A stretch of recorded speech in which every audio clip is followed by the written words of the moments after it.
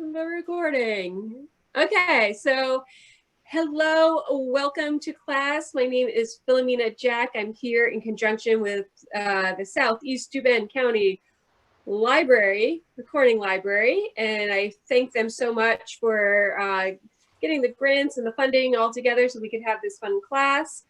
We are going to be working on fake watercolor artworks today. So in your kit, you have a couple of markers, you have some watercolor paper, and I specifically put watercolor paper in your kit so that it can really hold up to a lot of water.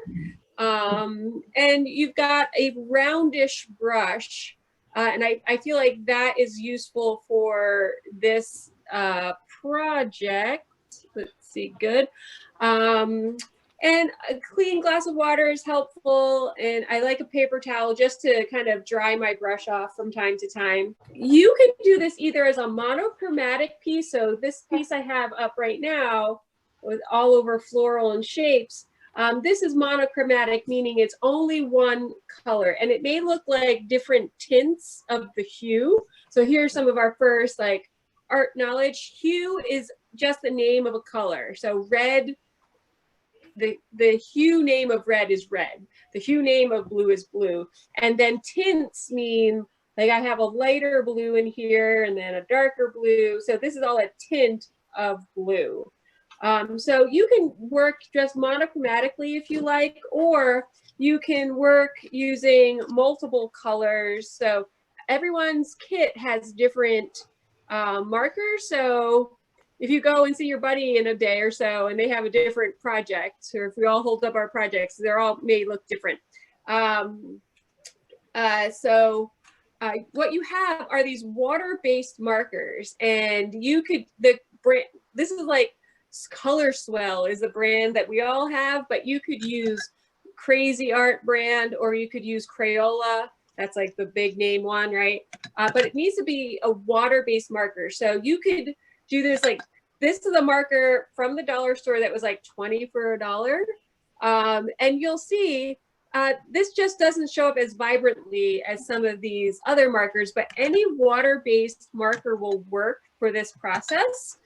And it's great because if you're doing this with kids, like I always imagine that you'll take these classes and teach everybody you know the projects. If you're teaching this to kids, it's great because it really is clean up well. I can't say that it'll absolutely come out of all clothing, but you should be okay as far as spills and stuff like that. Okie dokie. So here is my work surface. So first off, the watercolor paper we're using is called cold press. Cold press. You'll notice there's a little bit of a texture to it. So you can have watercolor paper that is cold press or hot press. Hot press means that when it's created, when the pulp's still wet on the paper, it's run through hot rollers. And you can think, just like if you were to put hot rollers in your hair, it's supposed to smooth out your hair. That never works for me, but it makes the paper very smooth. This is cold press paper. It has a little bit of texture. And it's just a light texture. You can get papers that have more texture than this. And I think it's about 140 pounds. That means a ream of this paper weighs 140 pounds. So that's basically what that means. So on to my conversation about color theory. A little bit of color theory. So let me just pull out my age-old color wheel here. Let me move my sip out of the way. So what we need to be mindful of when we're working on this project, or any project where we have wet on wet, meaning wet media touching wet media, which is what is potentially going to happen with our project. Whenever we have colors that sit on the opposite side of the color wheel, they are called complementary colors. So like, hey, you look nice. Hey, you look nice. And I have this little arrow here. So you can see anytime I spin the arrow, any color that is opposite is considered a complementary color. So what this means is that when they are sitting next to each other, they make each other seem more vibrant or contrasted. So orange mixed, orange next to blue makes each one makes the other more vibrant, or appear more vibrant. The color isn't actually changing, it's just how our eyes perceive it. And then the same thing with red and green, and then that would happen with purple and yellow. I just didn't make up a purple and yellow. And here I have some pink and green too, because anything that would be close, so you know, pink is a tint of the hue red, so green is also going to be its complement, even though it's not 100% red. So why that's important is when we're mixing wet colors, we just have to be mindful that if our colors are wet, or if we have color on our paintbrush, so if I have green paint on my paintbrush, if I haven't washed it out well, and then I go and dip it into red, which is the complementary, right? I'm going to get a more dulled out, muddy color. They sort of nullify each other. So if we look at this space here, on the top I have 100% green, and on the bottom I have 100% red. And then look at what happens when I add just a little bit of red. In this box here, I just added a little red to this green paint, and I have this brown color. And then here, I've added a little bit of green to this red paint, and I have a, you know, like a brick red. It's not this bright, springy red anymore. And then this box in between, that's 50% red on my brush and 50% green on my brush. So you can see it happens pretty quickly. Our complementary colors will basically nullify each other. That's just a neutral statement. So if you decide that you want to use more muted tones, or let's say you just didn't have a brown, let's say a brown crayon in your box, and you wanted to have a brown shade in your artwork, you would just need to find the complementary colors that make the brown that you like, because each one will make sort of a different shade, which is something I can show you here. So here I mixed, so we have an orange stripe and a blue stripe, and then in the center, I don't know, that's a cool gray tone, I think. And then here, when I mix this pink and the green, I get like a pea soup green. It's no longer this bright, springy green. It wasn't as obvious here. I'm not sure why. Maybe I had just too much red in my brush. So it's just something for you to know. And here, these aren't complementary colors, but these, for the color wheel we're talking about, red and blue are primary colors. And when we mix these two primary colors, we get a secondary color. So basically, primary color for what we're talking about, because there are different color wheels. Not all color wheels are the same. For the color wheel we're talking about, yellow, red, and blue are our primary colors. And when we mix any of those primaries together, we'll get a hue in between. So red plus blue is going to equal purple. Yellow plus red is going to equal orange, and then yellow plus blue will equal some sort of green. So that is my long-winded discussion about don't mix your colors unless you want to mix your colors. Let your colors dry. If you're going to be doing a monochromatic piece like the example I have here, you're not going to have to worry about what I just was talking about. But if you're going to mix the markers, because you each have two markers, two different hues, if you're going to be mixing your markers, you're want to use some, you're going to make some decisions about what's wet and what's dry. You absolutely can use complementary colors. So instead of this like purple color I have in here, if I chose to put green in here instead of this purple, that would have been just fine, but I would have had to make sure that my pink was absolutely dry. And I would also have to be careful to not get the green too wet, because it's going to lift the pink and start literally muddying up the waters. So with whatever colors you have in front of you, I want you to be mindful of what's going to happen. So the project I have designed for us, you each have two pieces of paper. One project I thought we'd work on and let this dry down was just sort of an overall pattern of florals or shapes, just something that makes you feel good. And then the second project, we're going to work on a little card. So what we'll do is we'll rip up our paper so that we get this beautiful, it's called a deckled edge, a deckled edge. So this ripped edge here.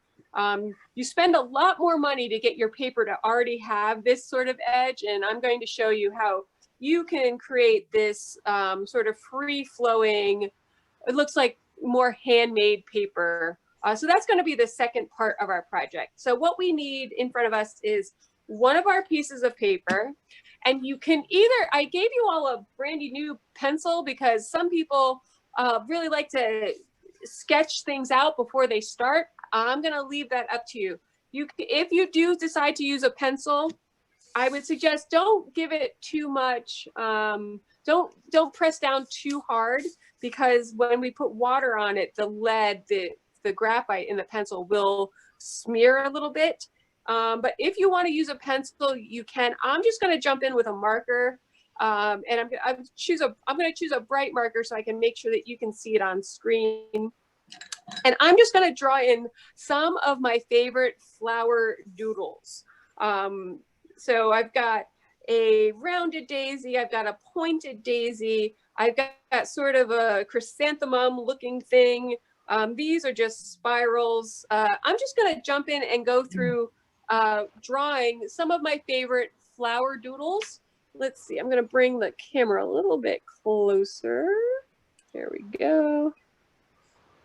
All right, so I'm pulling out my red marker here just so that I want to make sure you can really see it.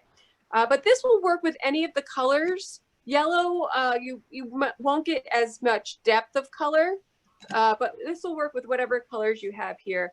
And I'm gonna start with my big flowers.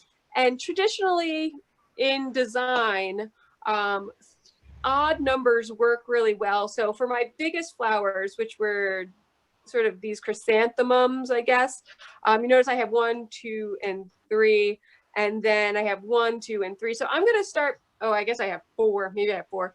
I'm going to start by making my largest flower. I'm going to do a daisy, and I'm not going to go center. I'm going to go just off center a little bit, and really it's just a big loop. And the loop keeps meeting in the middle. So feel free to either draw along with me with your marker or your pencil. I suggest you just go for it with your marker. This is such a forgiving project that, and you'll see, we're gonna make it messy in a little while once we start putting water on this. So let me do another daisy over here. And you could do half daisies too to make it sort of look like maybe it's just falling open. I think that's kind of sweet too. I am flower obsessed right now. Spring is definitely my season. Okay, so I've got sort of like a daisy looking situation there. And I think the next one I'll do is this sort of stacked petaled chrysanthemum-y kind of thing. And this kind of project, this kind of flower, you can actually make it look more like a rose as well. So with my red marker, I'll show you this specific one, but then we'll transition it into a rose too. So how this one starts is a small circle, that'll be our center, and then 4 petals, 2, 3, 4. And again, do not worry about being perfect or precise or having yours be the same as mine. We're gonna make this really loosey-goosey in a little bit. And this is a nice flower too. Just a 4-petaled flower is a nice fill-in.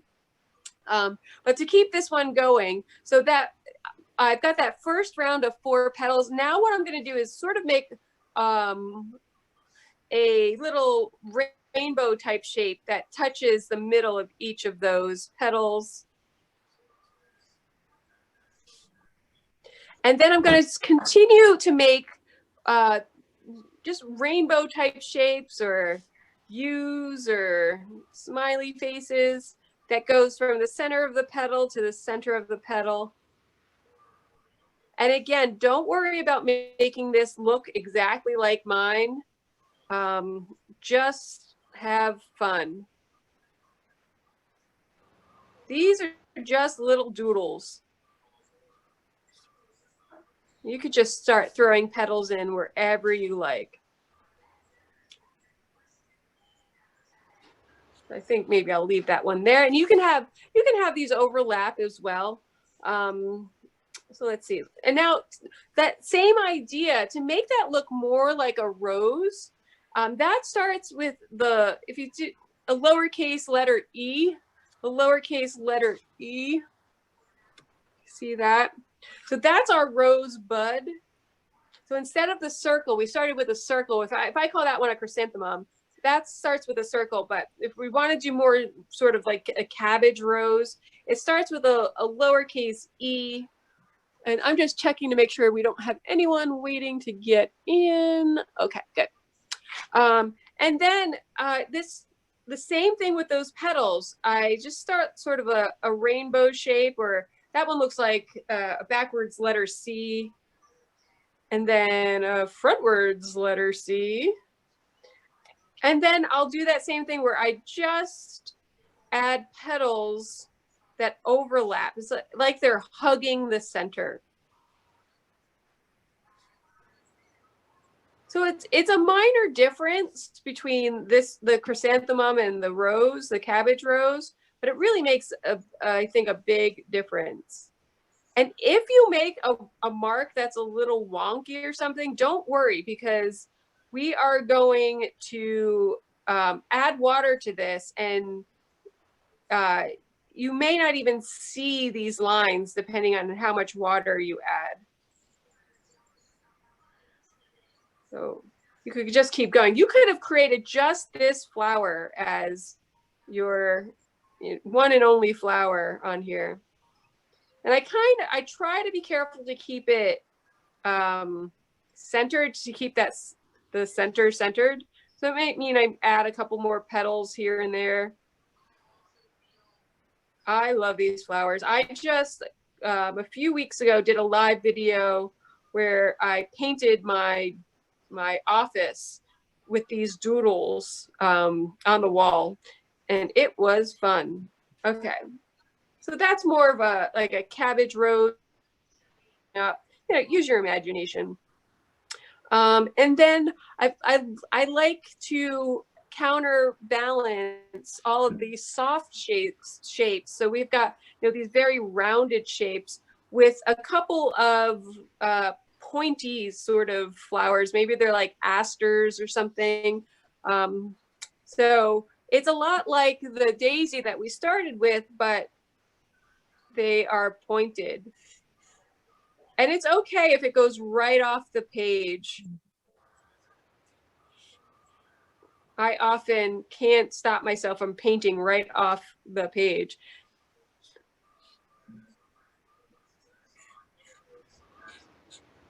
So these are just a bit pointier.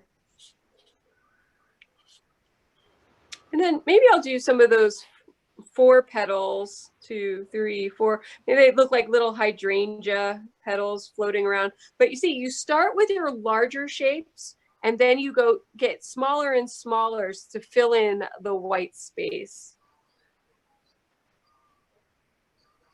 1, 2, 3, 4. Maybe do another pointy one over here.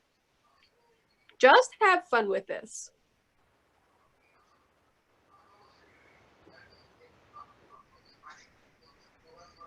Let's see. I also like just straight up spirals. Those are fun to me.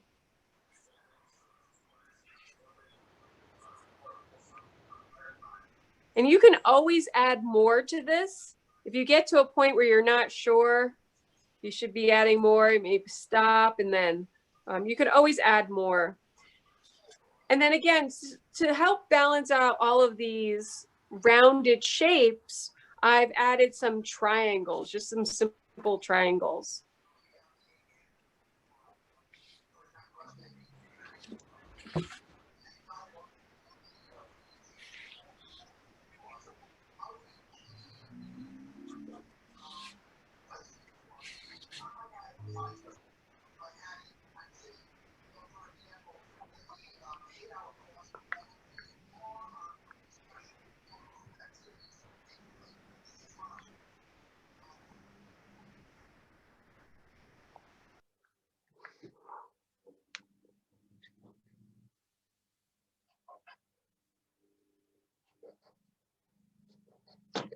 Okay, so I'm gonna stop doodling for right now. Like I said, I can always go back and add more.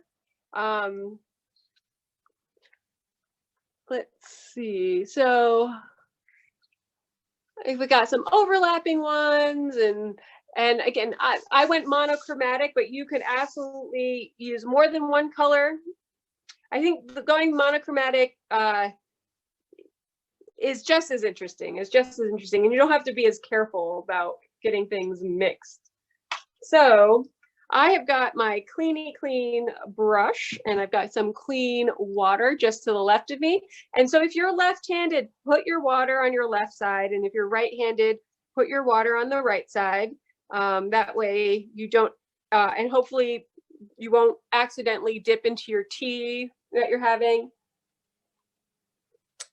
So now this is the super duper fun, loosey-goosey part. The drawing was fun too, right? I'm gonna put a little bit of water on my brush, and then I always like to tap off onto, I'm using a cloth here, but tap off onto your paper towel just so you don't have a big drop of water, or experiment with having a big drop of water and seeing what happens.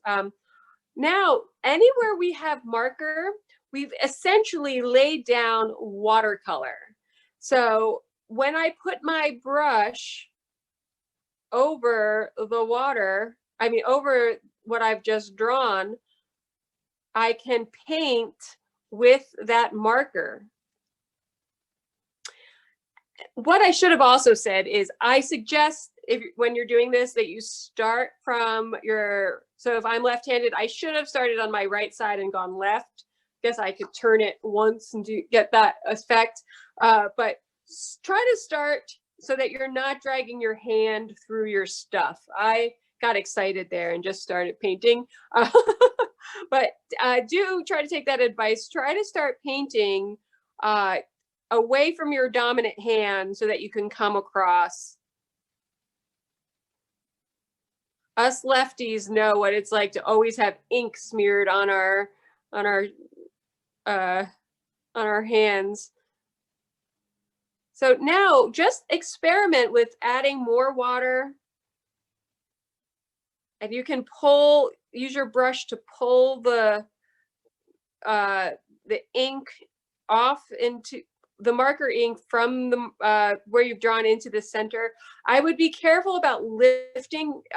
If you lift this, it's going to drip, and that's another cool effect you could do. But I would suggest keeping your paper flat.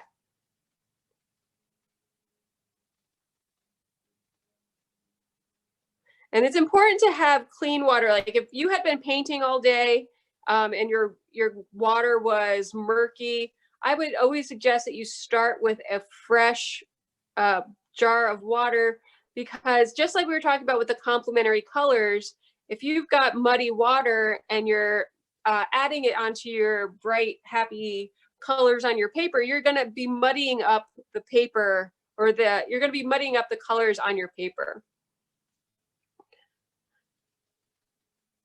So, and you don't have to fill in the flowers 100%. You can leave, like this one here, I'm leaving just the tips white, that like it's a variegated sort of flower.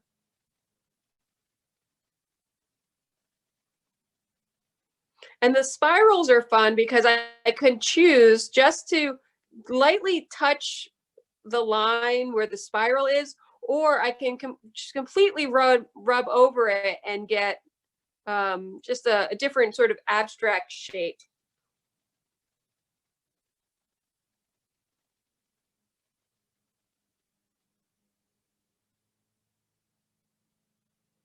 And with my triangles, I'm trying to be a little bit more careful because I really do want to keep those sort of a triangular shape. Again, I like that as a contrast to all of the rounded shapes from my flowers.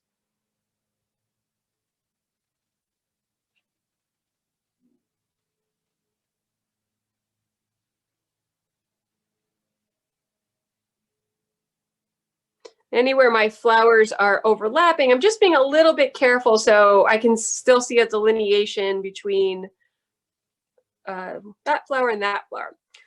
So when it gets to these larger flowers, like these roses or the chrysanthemum, I often work in I either go every other round or I'll go every other petal. You don't have to fill in every single one, and play with it. See what feels good to you. We're gonna, after this dries down a little bit, we're gonna go back in with our markers, and you can make some areas darker if you like. So there's still another step. So if something is looking a little mushy to you, you know, if all of the shapes have run into one another, we are going to go back with our markers after this dries down a bit and add more color so you can get your dimension back. Again, some of these I'm not going all the way to the edge so that I can see a delineation between each petal. And if you get too much water on your page, you can always just dip the very tip of your paper towel in to mop up if you have a big puddle.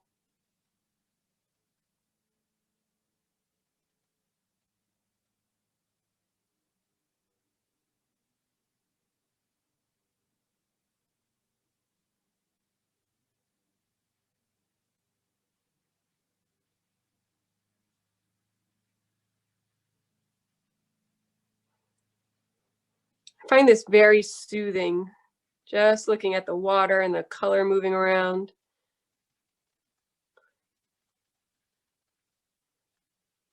This is also great practice. You know, I'll put that in air quotes, real watercolor pigments can be quite expensive.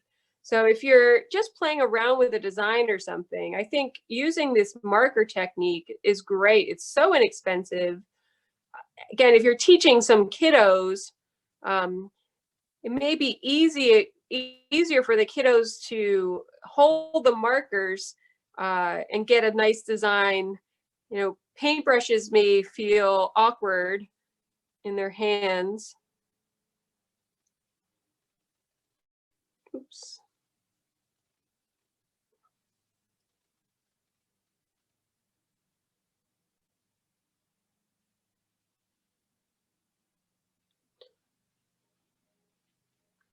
So these definitely wouldn't, I don't think that these markers are going to be color safe, meaning if you were to frame something like this and put it up in a sunny place, these markers will probably fade in time. You may be able to put a spray sealer on it that may help, but markers are markers, right? They're not meant to be around. They're not permanent markers, right? They're meant to go away. So just be mindful of that too. Even with that said, I still think this is such a fun technique.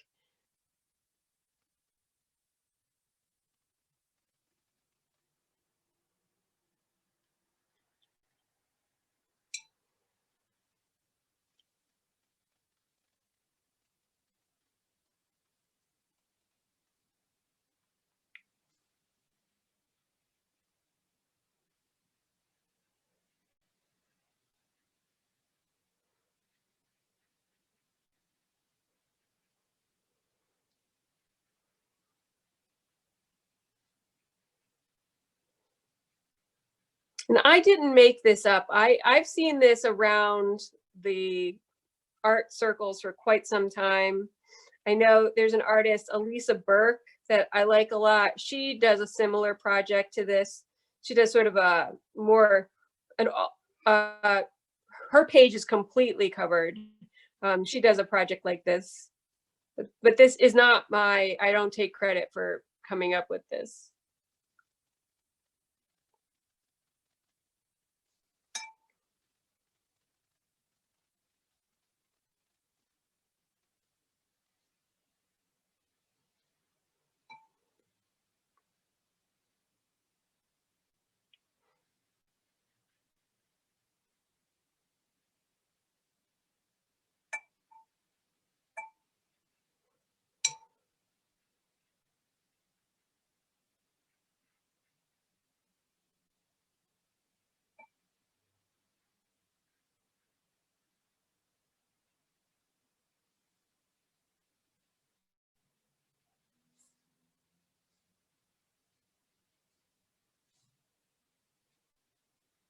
Okay, so I've got mine mostly filled in.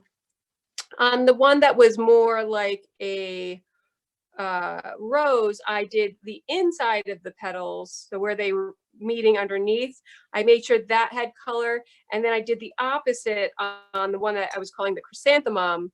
So I put water on the outside of the petals so that I had just a little bit different look.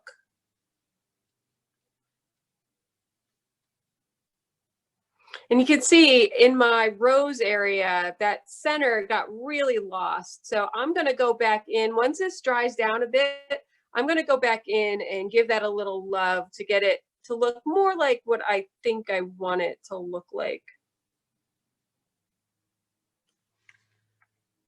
So just give me a thumbs up if you're feeling like you're on track. Good, good.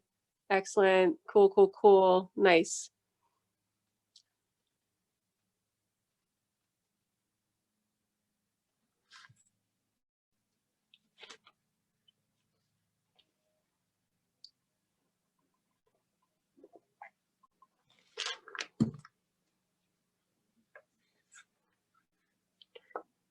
So I'm going to move mine out of the way, and I'm going to bring back in the blue sample that I had from before.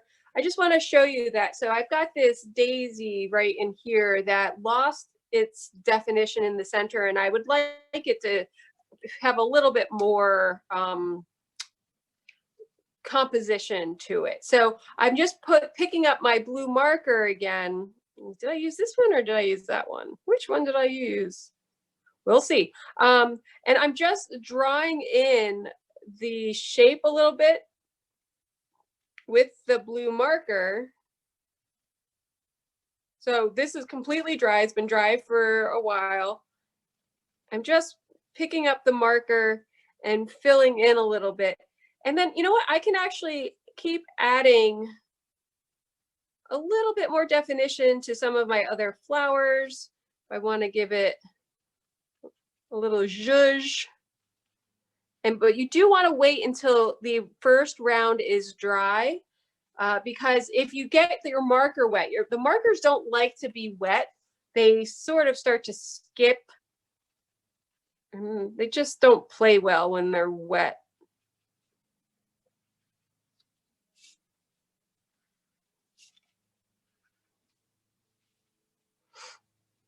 So now that I've laid down some more color, I'm going to first make sure my brush is really clean because I had all that red in there.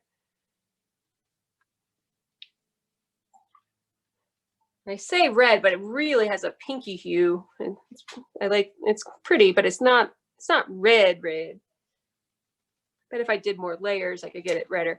So now that I've added more blue, I can come in and just tap that section just to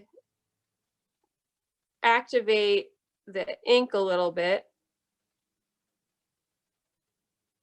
And this is what I would do if I wanted to pick up a different color, like we talked about our complementary colors. If I wanted to put some orange in here, because blue and orange are complementary, I would just have to be mindful to not activate the blue too much and to make sure that the blue was really dry before I started this.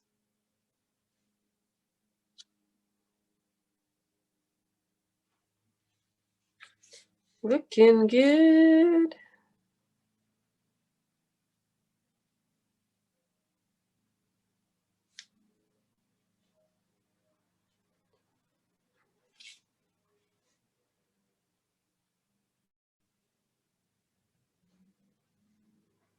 I just find it sort of mesmerizing, you know, moving the water around and getting all these little like universes happening in these small spaces.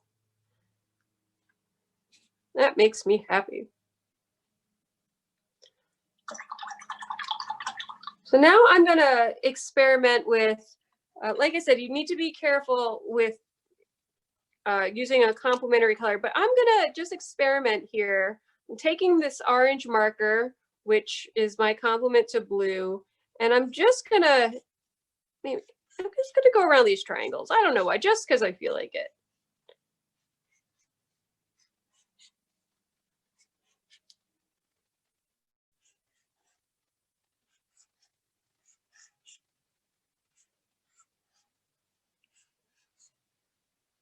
So once you start to recognize complementary colors out in the world, you'll see them everywhere. You'll see them especially in food marketing. You know, you walk down the chip aisle and it'll be, you know, purple and yellow on the chip package or blue and orange on the Fritos. Designers know that putting those colors together make each of the colors more exciting and pop more. And they're just trying to, you know, get your attention. Like, and Hallmark, you know, buy a greeting card. If it's a happy greeting card, if it's, you know, happy birthday, they're going to use complementary colors most often to really get some vibrancy. But if it's like a I'm sorry your parakeet died card, like it's a more somber card, then they're going to use colors that are closer to each other on the color wheel because they want it not to be so exciting and you know, and exuberant. So by putting these complementary colors next to each other, you get a poppier, happier kind of effect.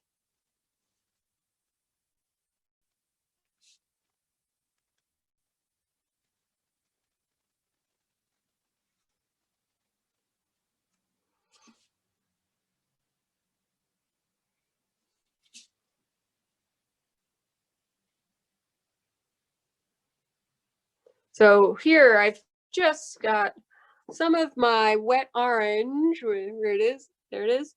Some of my wet orange, where are we? There we are.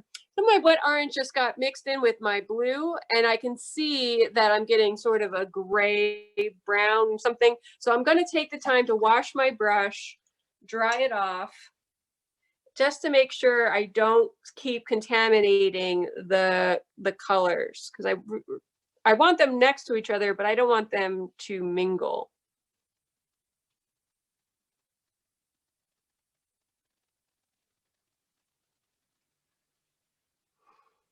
Like I said, all of you have different colors in your kit. So some of you may have complementaries, some of you may not.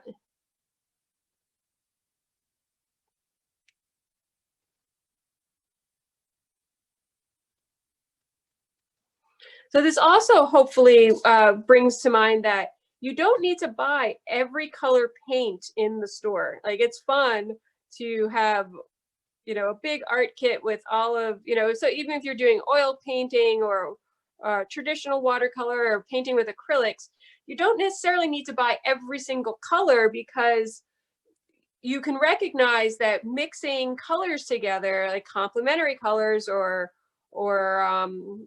primaries, you can make just about every color under the sun, with some exceptions. I mean, sometimes it's just easier to buy burnt sienna than continuously try to mix burnt sienna, because that's one of those colors that is just not the easiest to make on your own. But you get what I'm saying. You don't need to spend a ton of money making or buying all of the colors. Start small. When I first started painting again, you know, I painted in college and then got away from it. And then when I decided I wanted to paint again, I got the 3 primaries. I got a white, I got a black, and I think I got like some metallic ones because those are really fun. But then, you know, for the first year of me painting again, that's really all I used, and everything was just fine, no problems. So I like how that little bit of orange is really offsetting the blue there. And then, so here's so as I said, I feel like this area got a little muddy, and now that this is basically dry, I can go back in here and redraw what I had. So I had lowercase e, and then I had some petals coming in. So I can just basically redraw what I had there, and I can leave it just as is as well. I don't have to keep putting water on everything if I don't want to. I can just let the marker marks tell the story.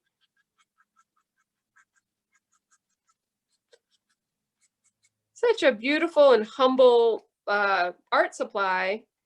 You can get so many beautiful effects, I think.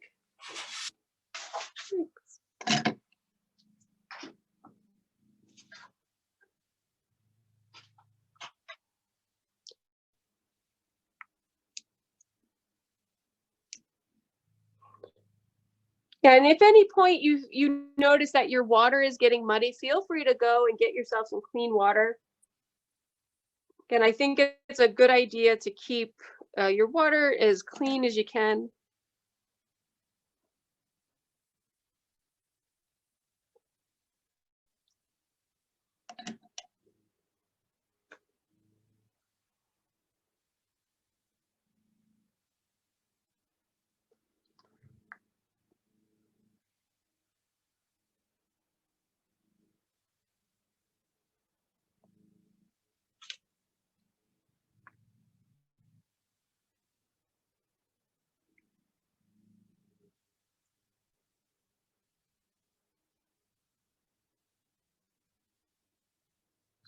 So some of the things that you can do with these, you know, you can keep them just as they are, as beautiful art pieces. You can cut them up and use them in other projects.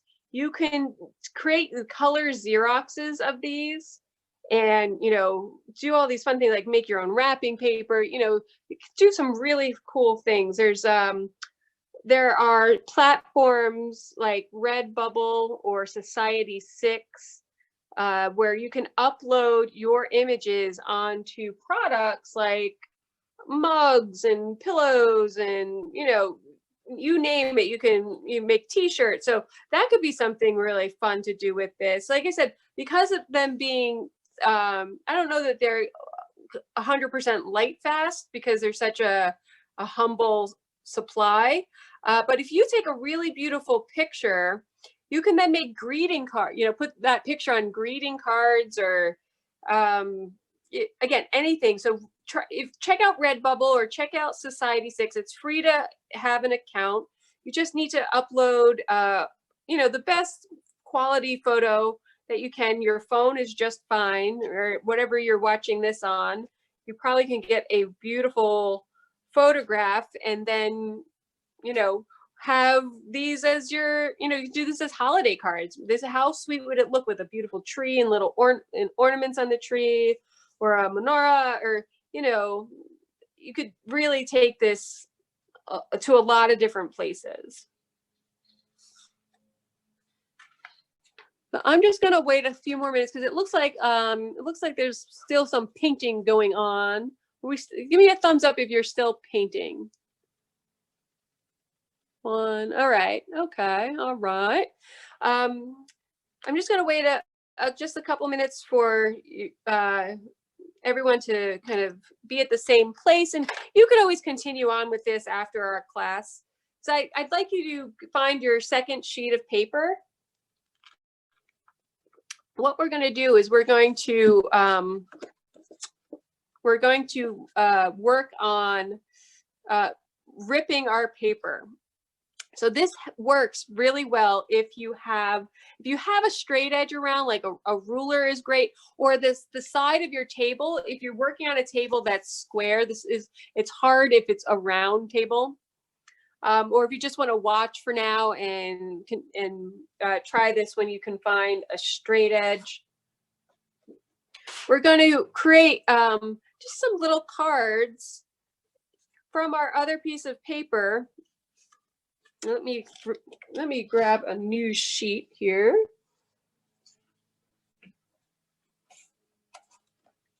So if you have a ruler, that's great. Otherwise, we could use the edge of our table. And if you don't have anything right now, don't worry, it's okay.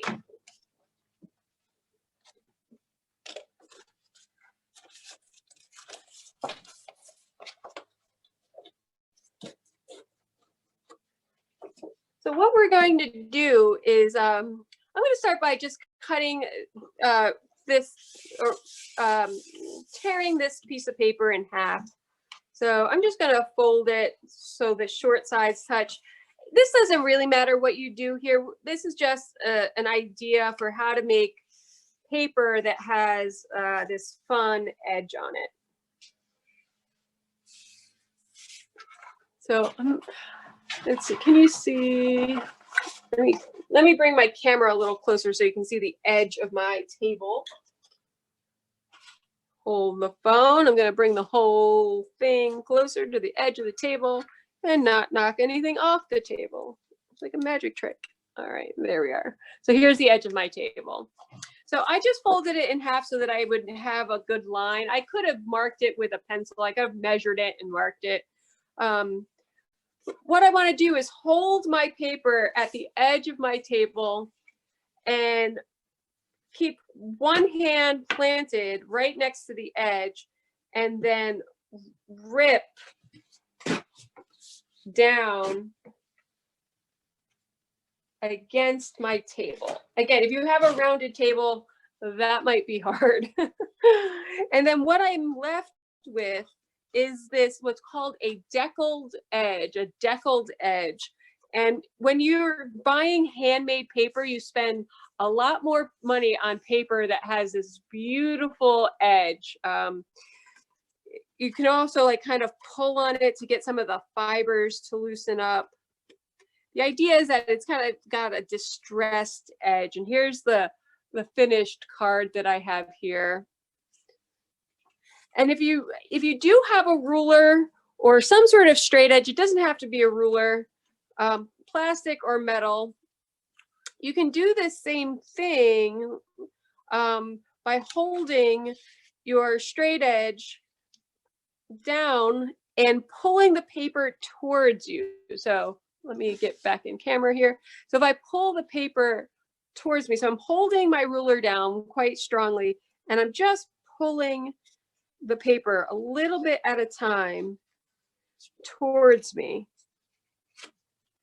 And again, that creates this beautiful handmade look to the edge of the paper. So you want to do this in the same direction on all sides so that the decal, it really looks like it came from one piece of handmade paper. So just hold my ruler down and pull.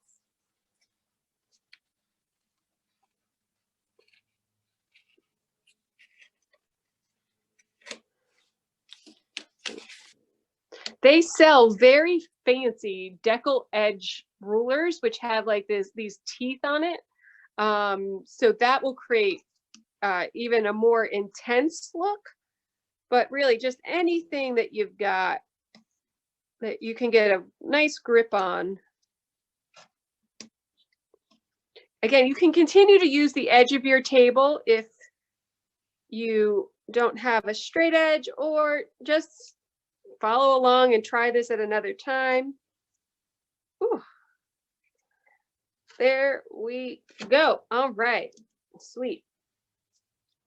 So then you have these beautiful little curls left over. And so then you have to decide which side you like better and make that the outside of your card. So I think I like this side, and mine isn't perfectly rectangular anymore. Let me just move my table back a little so you don't have to look at the floor. There we go. So it's not perfectly rectangular anymore. I mean, it's 5 inches on that side and 5.5, but that's okay with me because I like it looks handmade. And so I'm just gonna fold that in half.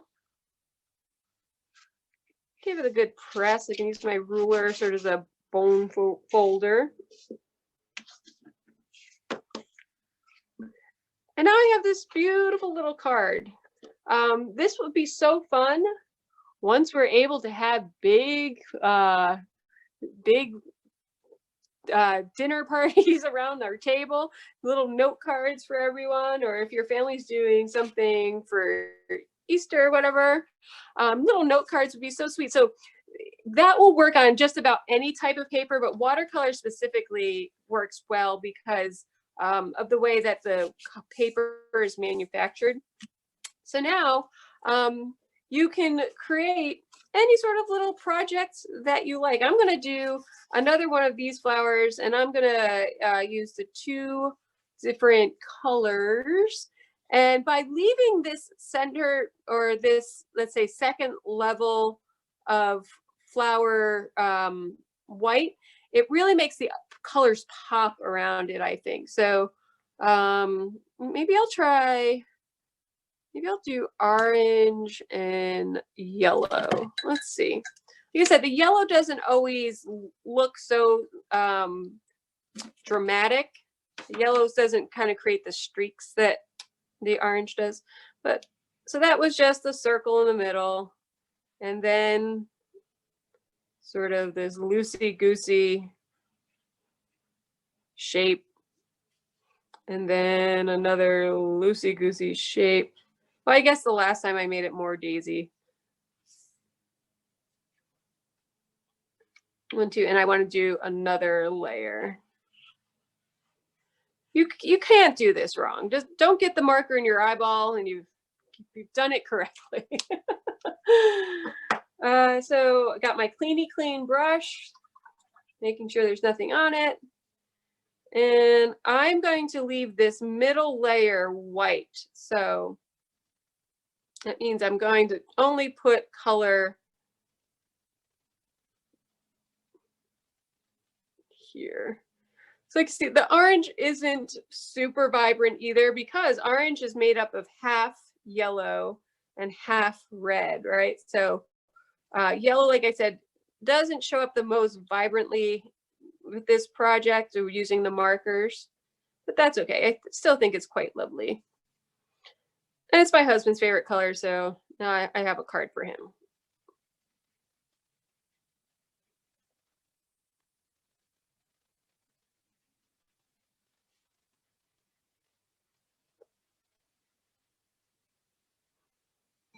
I have been doodling flowers since I was a little kid. I remember moving in the 2nd grade. We moved and I had to change schools.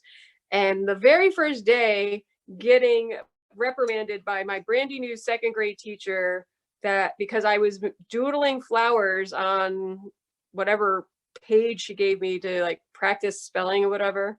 I did the spelling and then I started doodling flowers, and I still think about that. I felt, you know, nobody likes getting yelled at, but I can't stop doodling flowers. And look at that. Made a career out of it. So there, teacher in the 2nd grade. I'm going to let that dry down a little, and then maybe I'll pick up my yellow, and maybe I'll put the yellow in the center here, and maybe I'll go around the outside with some of this yellow. And this time I'm not going to clean my brush because I don't mind if the yellow and the orange mix a bit. Yeah, see, that yellow doesn't really activate as robustly as the other colors. That's okay.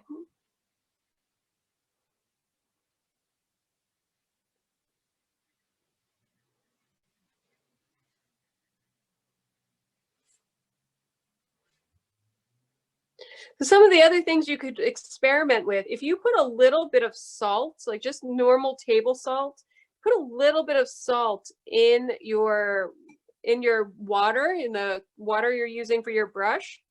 Every time you touch it down into the marker or the ink, and this will happen with traditional watercolors as well, get a really cool effect. That it's really fun. You could actually sprinkle like sea salt onto the card while it's wet. That is a fun thing, but having the salt in your water cup is a really, really cool, fun thing to.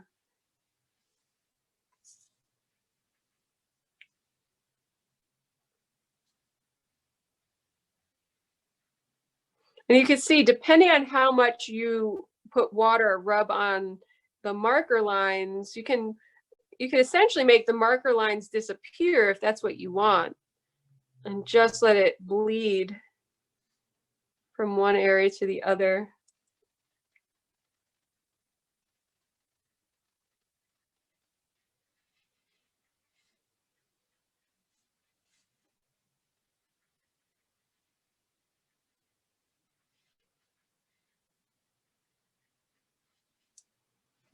Super fun. Okay, I'm going to stop recording for now and open up the room for any questions and show and tell and anything else that you'd like to have happen. So for those watching the video, thanks for hanging out. My name is Filomena Jack, and I'm teaching this class in collaboration with the Southeast Steuben County Library. Thanks to everyone who made this class possible. Be sure to check out all the other cool stuff happening at the library. Thank you for being here. Have a super good day.